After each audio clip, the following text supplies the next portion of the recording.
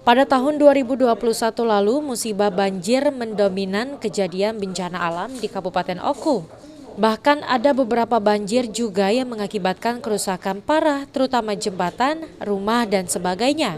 Kepala BPBD Kabupaten Oku, Amzar Kristopa mengungkapkan, seperti yang diprediksi sebelumnya, musibah banjir dan tanah longsor diperkirakan cukup tinggi. Hal ini disebabkan faktor cuaca global, di mana pengaruh badai El Nino sepanjang tahun lalu juga menjadi penyebab terjadinya curah hujan tinggi yang berdampak pada meluapnya sungai dan tanah longsor. Pihaknya sendiri sudah melakukan langkah antisipasi dalam menghadapi situasi cuaca tersebut. Akibat banjir yang terjadi tahun lalu, banyak rumah dan fasilitas umum yang mengalami kerusakan. Kan sesuai dengan kondisi sebenarnya pengaruh bencana ini kan iklim. Nah, bencana ini di Oku ini tidak lepas dari perubahan iklim global.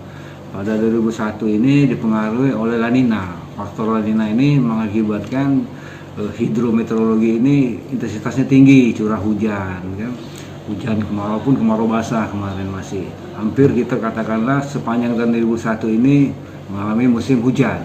Hampir bisa dikatakan mungkin periode yang agak kering itu bulan Juni-Juli mungkin.